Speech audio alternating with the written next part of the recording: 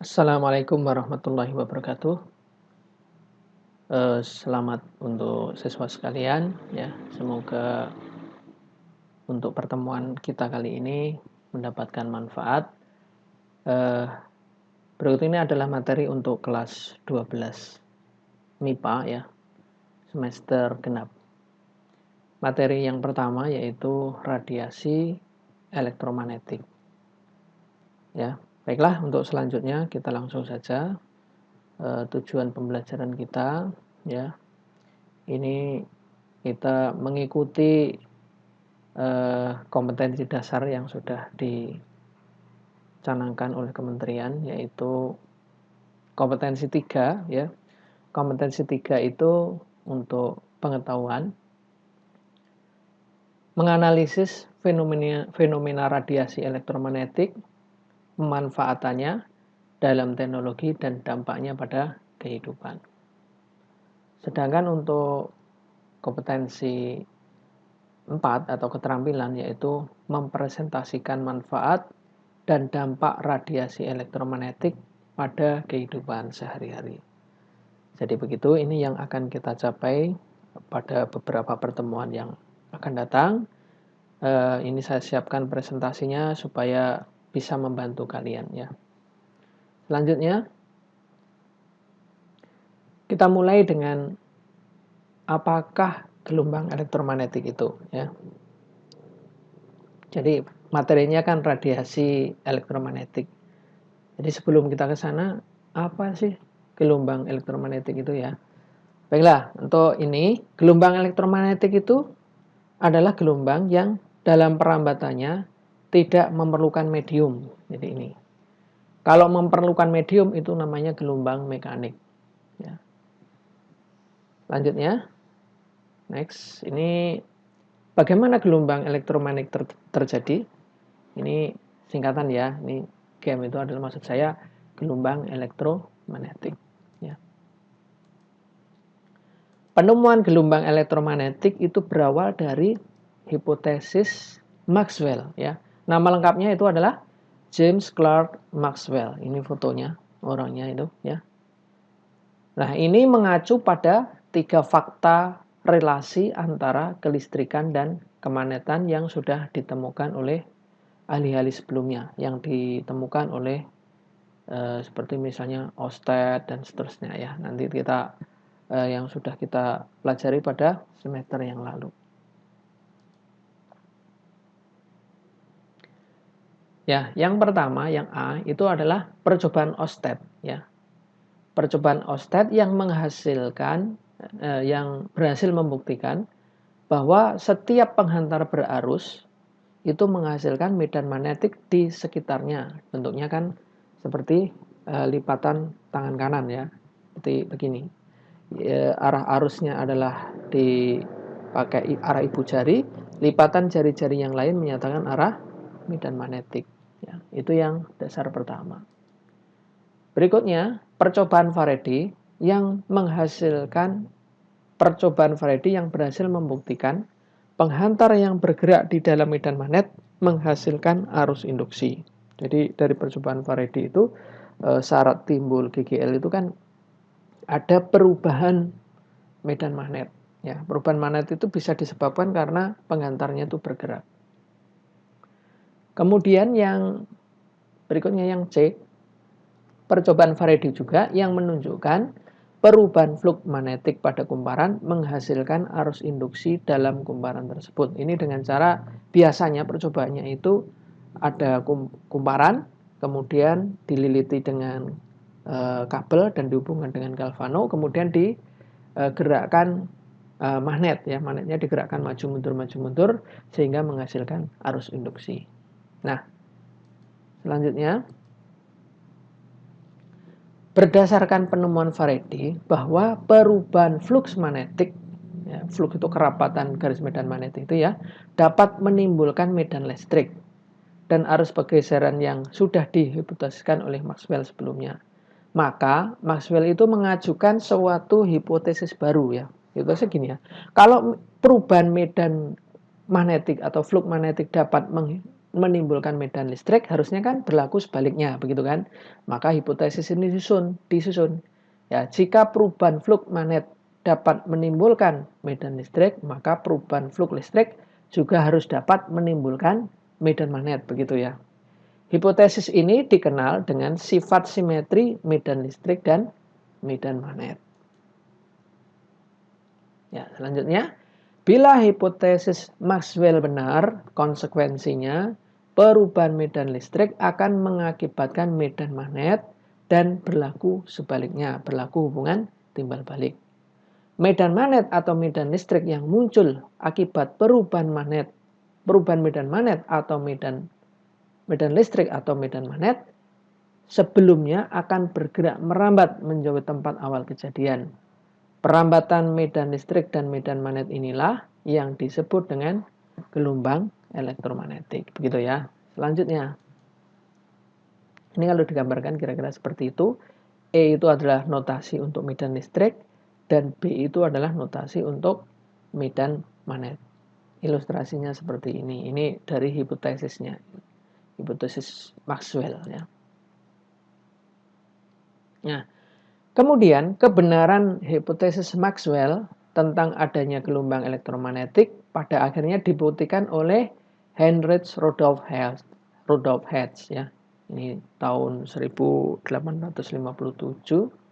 sampai dengan 1894. Seorang ahli eksperimen berkebangsaan Jerman yang sangat berbakat ya, Rudolf Hertz. Yang namanya ini ujungnya itu dipakai sebagai satuan frekuensi. Nah, begini. Gambarnya seperti ini. Kemudian terlihat rambatannya gitu. Sketsa gelombang elektromagnetik seperti ini. Ini jadi osilatornya yang pembangkit medan listrik atau medan magnet yang berubah-ubah itu. Kemudian ini digambarkan seperti ini. Ini lambda panjang gelombang itu dari puncak ke puncak. Kemudian yang merah itu ilustrasi untuk electromagnetic wave, gelombang elektromagnetik. Dan ini adalah magnetic field, medan magnetiknya. Ini medan listriknya yang saling tegak lurus. Ini E, ini B, ini Z-nya arah perambatannya. Nah, kemudian sifat-sifatnya apa saja? Ya, sifat-sifat gelombang elektromagnetik itu yang pertama, ya, dapat merambat dalam ruang hampa. Jadi tidak memerlukan medium seperti sinar matahari sampai ke kita itu bisa merambat walaupun melewati ruang hampa udara. Kemudian merupakan gelombang transversal. Ini. Berarti kalau gelombang transversal, arah rambatnya dengan arah getarnya saling tegak lurus. Gitu. Kemudian tidak memiliki muatan listrik sehingga bergerak lurus dalam medan magnetik maupun medan listrik. Kemudian dapat mengalami, ya ini sifat-sifat seperti sifat optik ya, cahaya ya. Karena cahaya itu termasuk dalam gelombang elektromagnetik ya. Jadi semua gelombang elektromagnetik itu dapat mengalami pemantulan. Ya. Kemudian pembiasan, perpaduan, pelenturan, pengutupan. Jadi refleksi, refraksi, interferensi, difraksi, dan polarisasi. Kemudian perubahan medan listrik dan medan magnetik terjadi secara bersamaan ya, sehingga medan listrik dan medan magnetik sefase dan berbanding lurus ya. Jadi muncul bersamaan itu, tidak bisa sendiri-sendiri, itu langsung satu paket. Nah, kemudian spektrum gelombang elektromagnetik. Spektrum itu asal katanya itu dari bahasa di Eropa sana ya. Seperti hantu karena di istana raja siapa itu lupa. Ini tampak yang terlihat dari cahaya yang melewati kaca di istana itu terpendar, timbulkan cahaya yang macam-macam yang mungkin pada saat itu belum tahu apa, sebutlah seperti hantu gitu. Kata-katanya dipakai sampai sekarang, spektrum gelombang elektromagnetik. Ini adalah bentangan gelombang elektromagnetik dari frekuensi terendah sampai dengan frekuensi tertinggi atau dari panjang gelombang yang tinggi ke panjang gelombang rendah. Contohnya seperti ini. Ini rentang frekuensinya dari 10 pangkat 0 atau 1 sampai 10 pangkat 24 dengan satuan hertz. Ya. Yang di sini berarti yang frekuensinya kecil, ini yang frekuensi sangat besar. Ini gelombang radio gitu ya. Sampai di sini sinar gamma. Seperti ini. Kemudian yang bisa kita lihat secara langsung itu gelombang tampak atau visible ray itu di sini. Rentangnya itu pendek ini sebenarnya, ya. Ringnya itu pendek. Tapi inilah yang paling bisa kita lihat ya langsung tanpa harus pakai alat-alat yang lain.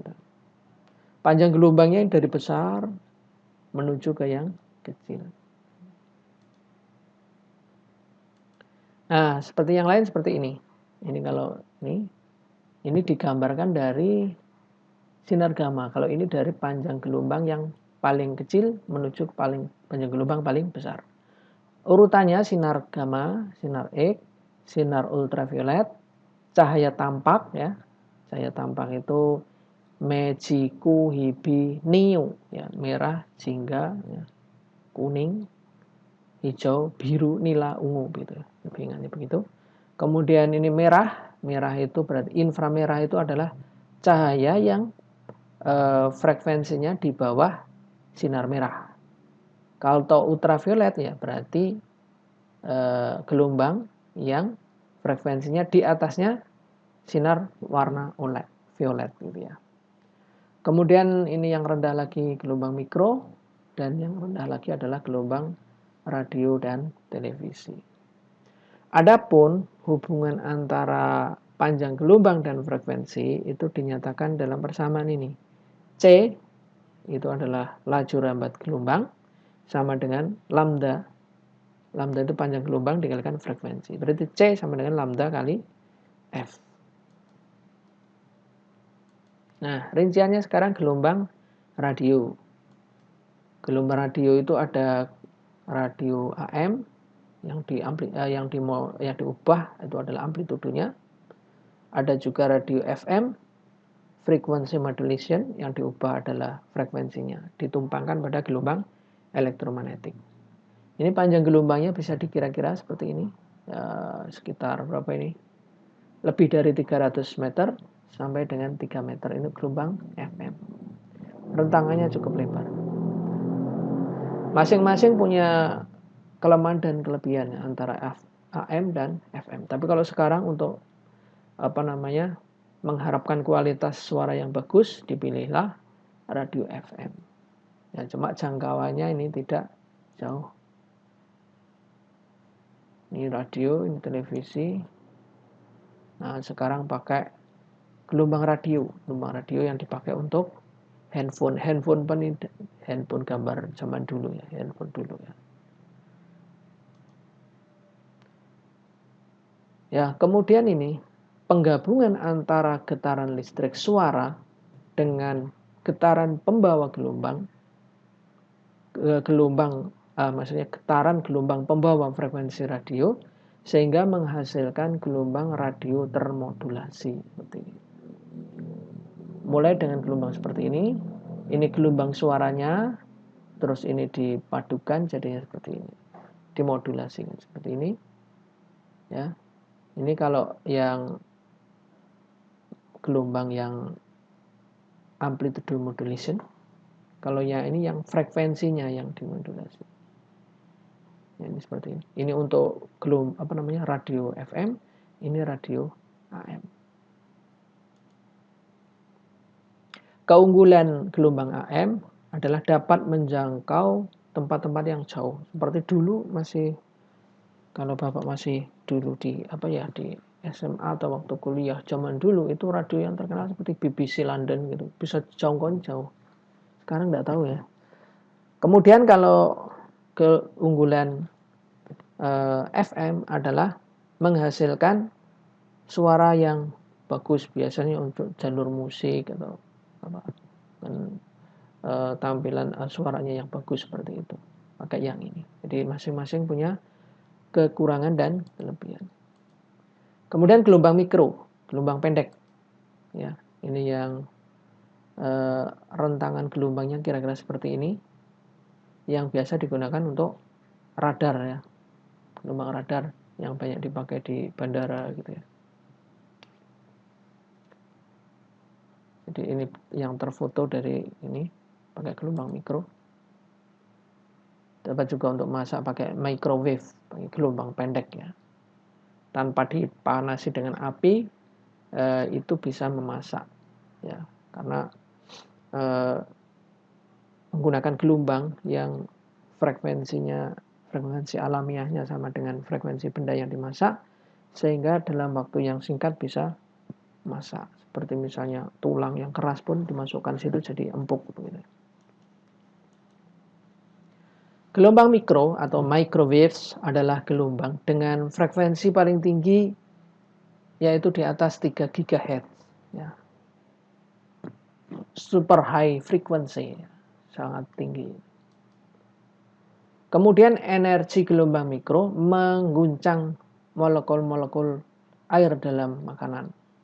Molekul-molekul yang bergetar akan memiliki energi kalor lebih besar sehingga molekul-molekul menjadi lebih panas.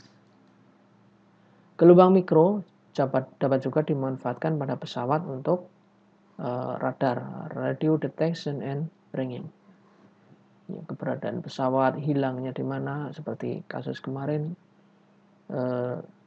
jatuhnya pesawat Sriwijaya Air ya, bisa dilihat dari gelombang radarnya, hilangnya di mana gitu.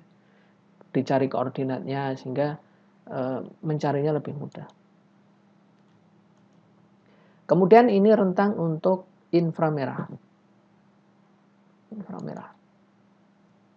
Ini api unggun. Kemudian remote televisi. Nah, ini foto apa ini? Gambar apa ini? Kucing ya. Kucing kalau dilihat di foto pakai sinar inframerah. Jadi nanti yang panas itu tahu. Seperti sensor-sensor sekarang yang dipakai untuk mengetes atau mengukur suhu seseorang itu bisa pakai termogan gitu ya. Bisa pakai, ini sensornya bisa pakai inframerah ya. Kalau untuk mengecek suhu itu berarti inframerah.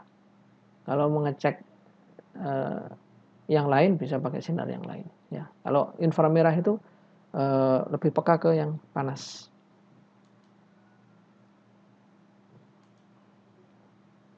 Kemudian apa sih kegunaan sinar inframerah?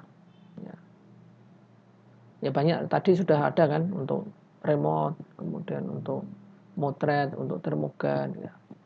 Inframerah mampu mendeteksi tumbuh-tumbuhan yang tumbuh di bumi secara terinci. Gambarnya diambil oleh NASA. Foto inframerah untuk mendeteksi atau mendiagnosis kesehatan. Ya bisa juga. Spektroskopi inframerah dapat digunakan untuk mempelajari struktur molekul.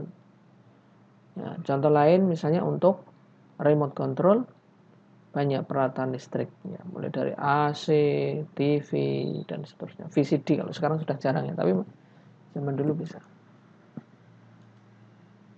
Kemudian cahaya tampak. Nah, ini cahaya tampak inilah yang membuat dunia kita menjadi terang, membuat indah, kita bisa melihat. Tanpa adanya cahaya tampak, kita nggak bisa lihat. Seperti sinar inframerah kita nggak bisa lihat. Ya, hanya rentang kecil yang kita lihat, tapi ini penting banget.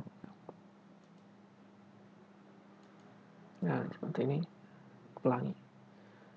Panjang gelombang tampak itu bervariasi antara sekitar 4.000 angstrom sampai dengan 7.000 angstrom, sekitar ini ya.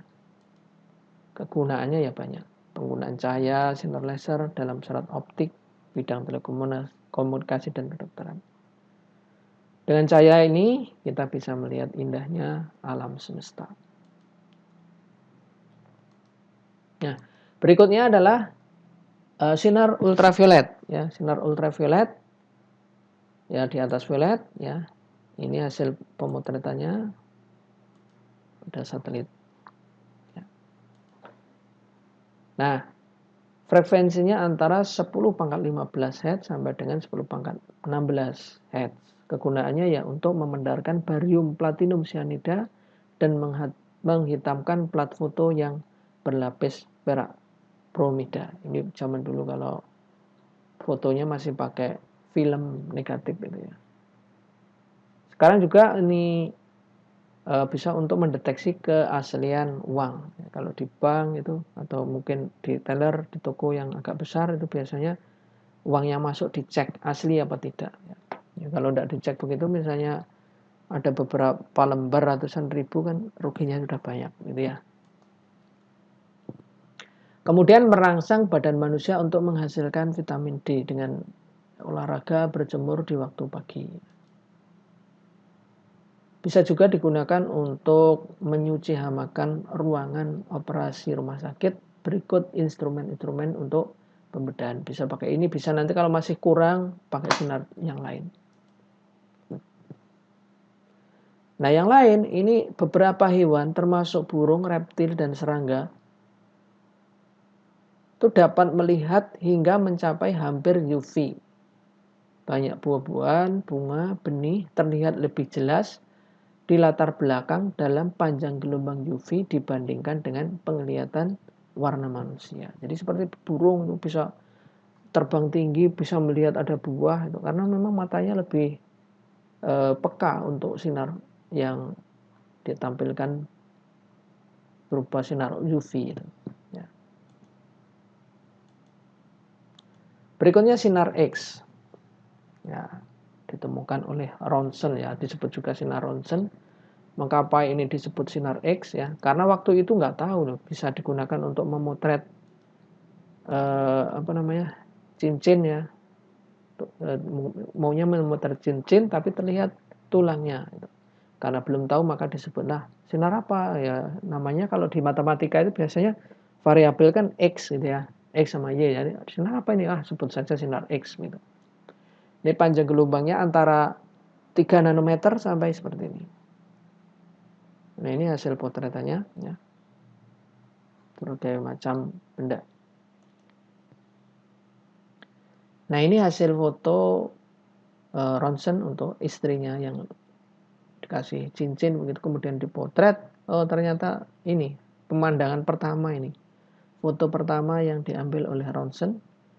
Ya, ternyata ini tampak tulang-tulangnya kayak gini. Ya.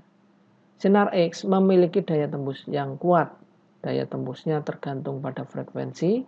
Makin tinggi frekuensinya, makin kuat daya tembusnya. Mengapa ini justru tulangnya yang bisa terlihat jelas, sementara jaringan ototnya nggak terlihat? Ya karena memang tulang ini, benda-benda yang keras itu lebih banyak menyerap gelombang sehingga menjadi lebih jelas. Kemudian sinar gamma ini adalah sinar dengan frekuensi paling tinggi ya, dalam spektrum gelombang elektromagnetik. Nah, misalnya untuk motret bintang-bintang gitu ya. Ini pakai sinar gamma ya. Kemudian untuk penggunaannya ya banyak ya. Rentang frekuensinya ini antara 10 pangkat 20 Hz sampai dengan 10 pangkat 25 Hz. Daya tembusnya besar sekali sehingga dapat menembus pelat timbal atau pelat besi.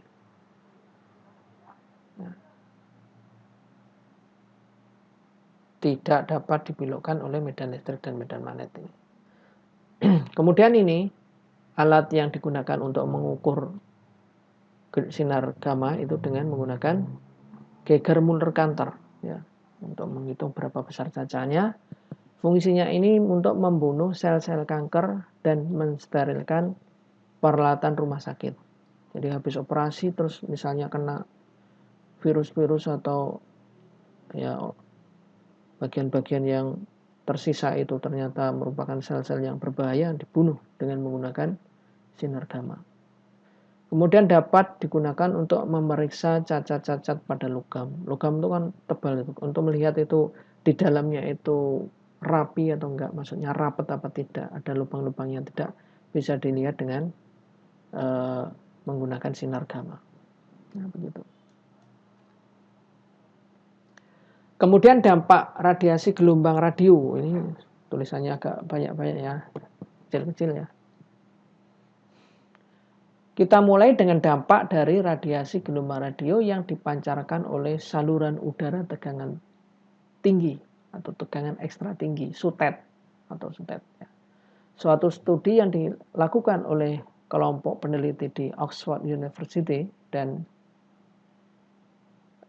John Swanson, penasihat sains di National Grid Task Force, menemukan bahwa anak-anak yang tinggal kurang dari 200 meter dari tiang SUTET, 70% diantaranya terkena leukemia, dan yang tinggal di antara sekian 200 sampai 600 sekitar 20% saja.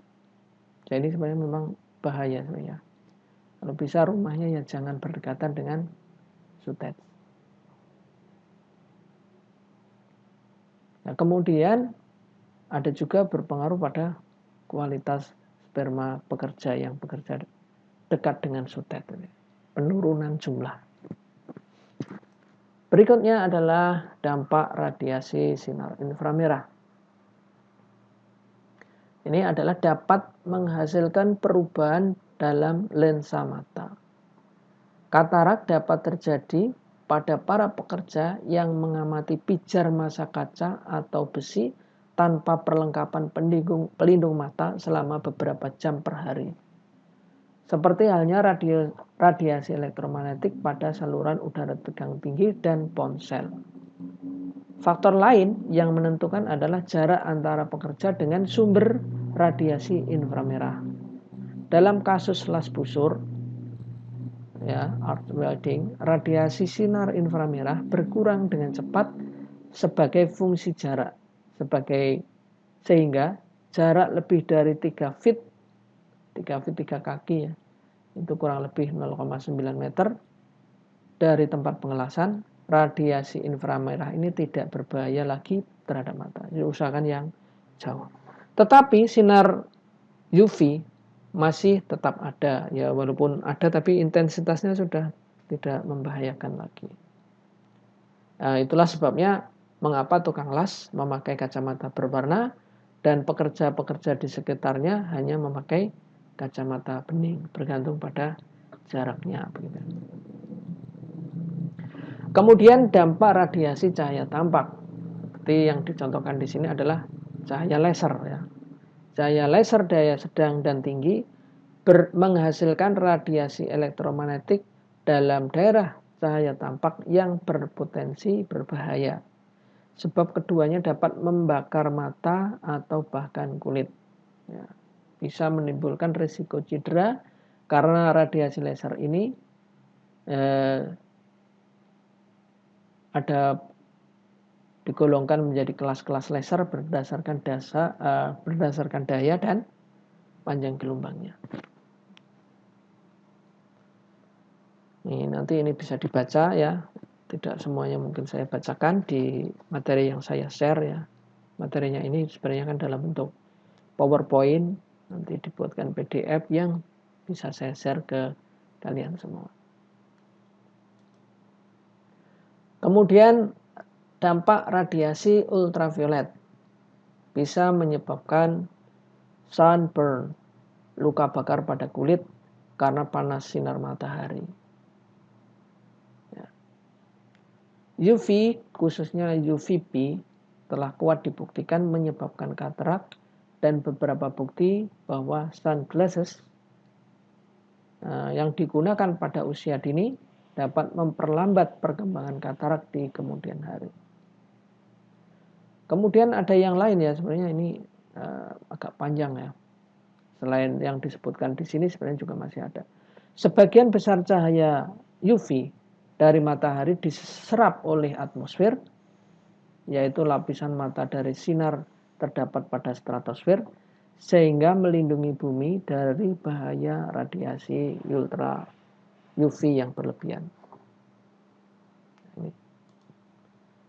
Kemudian sinar X itu juga dapat menyebabkan leukemia dan keguguran pada wanita hamil. Jadi kalau misalnya mau foto ronsen ya, kalau hamil ya jangan sampai mengenai janin gitu ya, untuk menghindari risiko. Kalaupun terpaksa itu ada rentang batasnya. Biasanya kalau misalnya habis jatuh, patah tulang, di ronsen, kemudian untuk mengecek seberapa jauh perkembangan tulangnya yang sudah menyambung lagi itu, ya ada periodenya. Kalau tidak salah paling cepat itu 3 bulan, ya, kalau nggak salah. Berikutnya adalah dampak radiasi sinar gamma. Ini bisa dapat menimbulkan kanker, bisa juga mutasi genetik yang tidak diinginkan. Karena ada juga sih mutasi genetik yang diinginkan. Contohnya misalnya padi yang seperti pandan wangi itu ya. Itu padinya harum, wangi, rasanya enak, tapi masa produksinya lama. Ya. Kemudian Batan mengembangkan sebuah produk ya, yang tetap wangi, rasanya enak, tapi umurnya itu pendek. Ya, ada varian baru namanya Pandan Sari gitu ya. Saya pernah dulu waktu mengikuti seminar dengan Batan gitu, pernah dikasih contohnya. Ya, demikian siswa sekalian untuk pertemuan kali ini. Silahkan dipelajari materi ini, nanti bisa diulang-ulang ya, videonya bisa diulang-ulang. Demikian mungkin ini yang dapat saya sampaikan, semoga bermanfaat. Kalaupun ada kesalahan itu mungkin ya yang jelas kesalahan saya sendiri, kurang teliti atau mungkin ya mungkin keterbatasan yang ada ya. Mungkin sekian, saya akhiri. Assalamualaikum warahmatullahi wabarakatuh.